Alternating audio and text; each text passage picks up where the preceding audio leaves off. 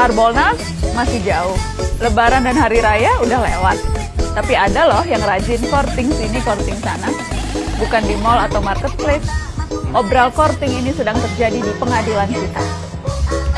Sekali lagi, pesta courting terjadi di Pengadilan Tinggi Jakarta. Masih ingat kan mereka memotong hukuman untuk Jaksa Pinangki Sirna Malasari? Sekarang mereka mengurangi hukuman untuk Joko Chandra. Terdakwa kasus penyuapan sederet pejabat di Kejaksaan Agung dan Kepolisian ini dapat potongan hukuman sebanyak 1 tahun penjara. Awalnya dihukum 4 tahun 6 bulan, sekarang jadi 3 tahun 6 bulan. Ya lumayan lah, 30% lebih diskonnya. Kalau kita lagi belanja, diskon 30% itu kan lumayan bisa bikin hilaf kan?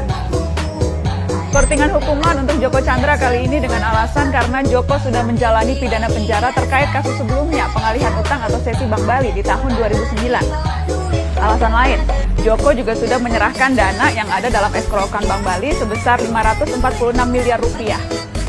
Duh, gimana sih? Fakta bahwa yang bersangkutan pernah terbukti bersalah melanggar hukum, kok jadi alasan hukuman berikutnya jadi lebih ringan? Orang yang pernah melanggar hukum ketika mengulangi lagi perbuatannya, mestinya dihukum lebih keras lagi dong.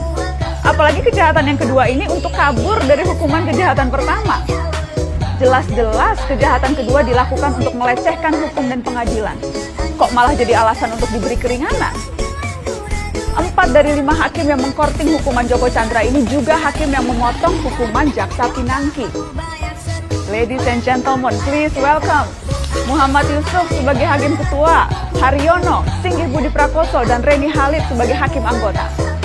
Keempatnya sama-sama mengkorting hukuman Pinangki dan Joko Chandra. Nah, kalau Joko Chandra dikorting 30%, Pinangki ini kortingannya malah 60%. Dari 10 tahun menjadi 4 tahun. 60% dong. Kurang hilaf apa lagi coba kalau kita belanja diskonnya segitu. Satu hal lagi juga terungkap. Pinangki hingga akhir Juli ternyata belum juga dipindah ke lapas, tapi masih ditahan di rutan Kejaksaan Agung. Alasannya hanya soal administrasi dan kejaksaan sedang banyak pekerjaan. Tenaga harus dijaga karena masih pandemi. Jangan lupa, ada lagi yang barusan terima kemurahan hati juga. Juliari Batubara, mantan Menteri Sosial yang tersangkut kasus silap menyilap dana bansos.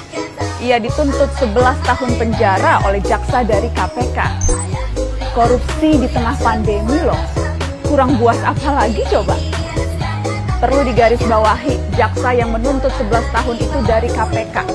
Iya, KPK, anak buahnya Pak Firly Bahuri. KPK yang sekarang itu, yang beberapa bulan lalu berani koar-koar soal hukuman mati mereka yang menyilap uang rakyat di masa pandemi. Penegakan hukum ini soal bobot, soal ukuran, juga soal kepantasan. Yang pegang kendali memang hanya beberapa, tapi kita bisa menilai seberapa impas dan pantas. Akil Mokhtar, Ketua Mahkamah Konstitusi yang tersangkut suap pemilu kada, bisa dituntut seumur hidup. Kenapa yang mencatut uang makannya rakyat miskin yang sedang terjepit karena pandemi, kok hanya 11 tahun? Repot ini, repot. Tujuan sanksi yang berat adalah memberi efek jerak, agar kita semua siapapun itu ngeri dengan hukumannya, agar siapapun jadi berpikir ratusan kali sebelum berbuat jahat. Kalau hukumannya ringan, tuntutannya enteng, dan masih dikorting sampai 60% begitu, siapa yang kapok? Di mana-mana flash sale itu, diskonan itu, untuk mengundang orang datang dan belanja. Korting hukuman korupsi ini kan jadinya kayak undangan ya. Undangan untuk yuk, belanja yuk. Tapi belanjanya pakai uang rakyat, uang kita-kita juga. Kita lagi yang nombok, rakyat lagi yang harus urunan lewat pajak, urunan subsidi. Dan ini beneran loh. Jadi, selama rentang 2001 sampai 2015, diperkirakan kerugian negara karena korupsi mencapai 203,9 triliun rupiah. Namun total hukuman finansial yang diberikan kepada koruptor hanya 10,42% saja atau hanya 21,26 triliun rupiah. Ini belum ngitung biaya sosial dari praktek korupsi. Kalau pakai hitungan ICW itu, 203,9 triliun dikurangi 21,26 triliun, negara masih nombok sekitar 182 triliun lebih. Siapa yang nombokin selisihnya?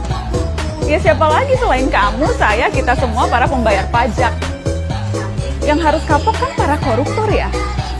Kok malah lama-lama kayak kita yang kapok ya?